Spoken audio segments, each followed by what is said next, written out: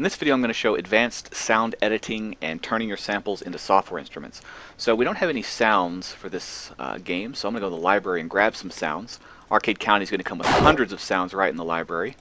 So I want to grab a retro sound effect. That sounds pretty good. Call it Explosion 1, EXP1. We've got our icons up here. It's detected that I'm importing an explosion, so it's giving me the explosion icon. There's a lot of these. I'm not going to go through all of them, but there are a ton of them.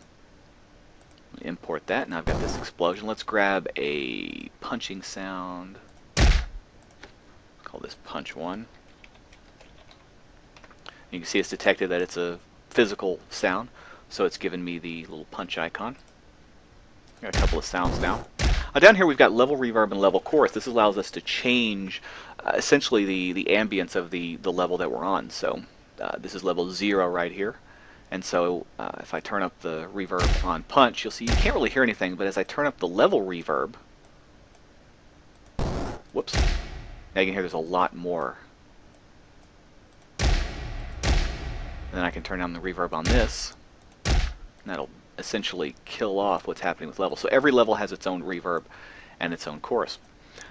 One of the great things about this sound engine is that I'm using fluid synth as opposed to just playing back sounds directly out of a database. So I can change the pitch of every single sound, and when you play this sound, game plays this sound, it's going to play it back at this pitch. And of course you can use scripting to change the pitch in real time. So if you want to, right here, this is note 60, which is middle C.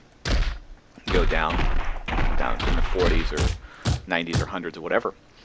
So there's a lot of things we can do. Of course we can pan the sound, change the volume. I'm going to leave this in the middle. One of the great things is creating sounds out of other sounds using echo. So I've got this explosion, and it's pretty simple. We're going to add a little bit of reverb to it. Give this a little bit more. But I'm going to change the echo pitch. I'm going to give it 5 echoes. I'm going to set a delay of about 0.28. That sounds pretty cool, but a lot of other things I can do with this as well. I could change the pitch of every single echo.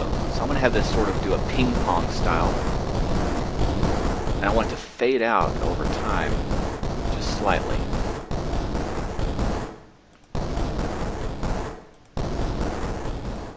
So now, when you hear it, fades out over time. So I've taken one simple explosion element and I've turned it into a bigger explosion, while only using the memory of the original sound. So you can do some really big sounds that way. And the 3D button right here, to explain this pretty simply, if a sound starts off on the right side of the screen, then the sound will be panned to the right, and then as it moves to the left, it'll pan to the left. Also, the farther away a sound is from the center of the screen, the quieter it will get, and it'll get, once it gets to the center, it'll reach its maximum volume, which is set here. Now I'm going to show you recording. You can also duplicate sounds. Of course, you can trash them as well, or you can open them off your hard drive. Now I'm going to show recording a sound, and right here we've got a couple of meters showing up. We've got the input. You see that red bar moving up and down. If I stop talking, you can see that the bar stops. And down at the bottom, we've got pitch. Now the reason why you want pitch detection is anytime you're recording a musical sound, you really want to hit middle C on that, or really any C doesn't matter. It can detect 5 different octaves. It'll do 2 below and 2 above. So if you have a high pitch sound or a low pitch sound, like you're doing a bass guitar, it should be able to detect a bass guitar, even if you're 3rd fret on the A string. So I've got a guitar right here, and I'm just going to record a C, and I'm going to turn it into a software instrument. So, and I'm going to do this really simple. I've got a wireless Logitech headset I'm using, and I'm just going to hold the guitar right up to the headset. This isn't going in direct or anything. This is about the most primitive way you can do it. So I'm going to hit record, and then I'm going to play the note. So here we go.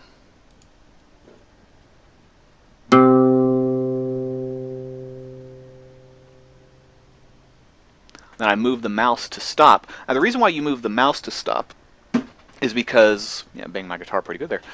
The reason why you move your mouse instead of hitting a stop button is because when I use Cubase, I would always hit the mouse button to stop recording something, and that click would always get in. So I'm going to pick where's my acoustic guitar icon? You don't have to use icons, you can just use the same icon, but this is a good way to sort all your sounds. And now you're going to notice there's a lot of silence at the start of this sound. Well, you don't want that silence in there, so now you want to use trim silence at start.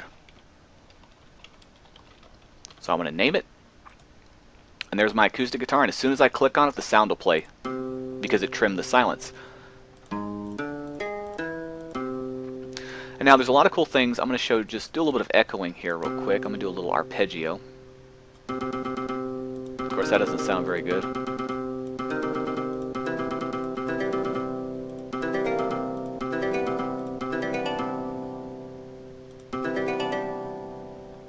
Let's just add a little bit of a humanization to it. A little bit more on that one. And so once again, we've taken a single note, add a little bit of reverb, maybe a little chorus. If we want to have it as just a chord, we can do it like that, and we can do it really slow.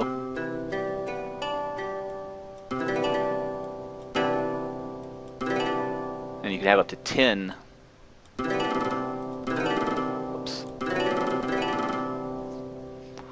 Let's do, let's see.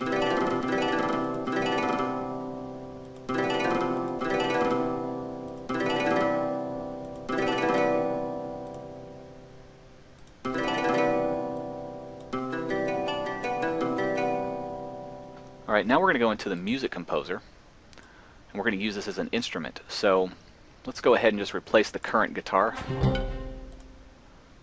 There's our acoustic guitar.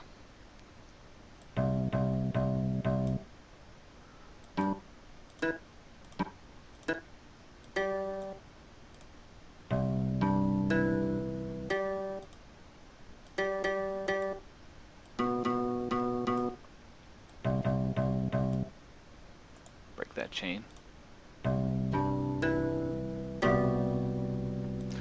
And now let's go into the mixer. And in the mixer we can do a couple of things as well. Of course, we've got all these channels, and we can change a couple of features here. We can change the attack. It's got a good attack, and we can pull this down a little bit. The attack slows. And something else you'll notice that the note, as soon as we stop playing the note, it cuts off immediately. We can change that as well by adjusting the release. Let's grab this and pull it. You see it fades now. The closer it is to the left. But I don't want to mess with the attack, so let's move that all the way back. So let's see. Let's go ahead and do a little bit of a flute here, just to show you. Let's go to a different channel.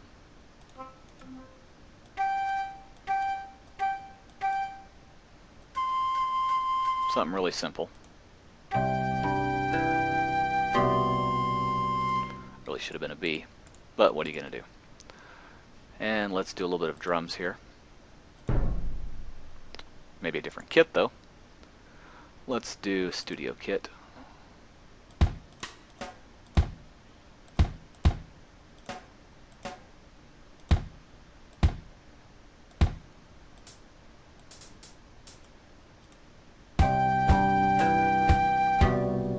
And of course that's awful music, but that just goes to show what you can do with sampling. So you can take a single sound. Of course we can change the velocity here if we want to humanize a little bit. Let's go ahead and get rid of this other track, which is terrible. Let's put a little bit of... Whoops.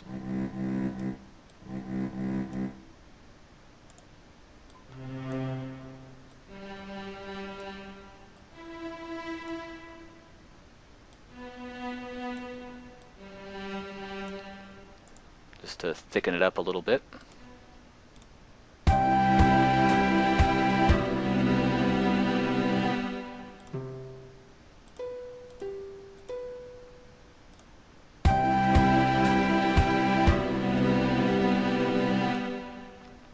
And so that's how you do it. That's how you turn one sound into a sample. Of course, we've got a ton of tracks here, and you could add, import your sounds and use every single one of them.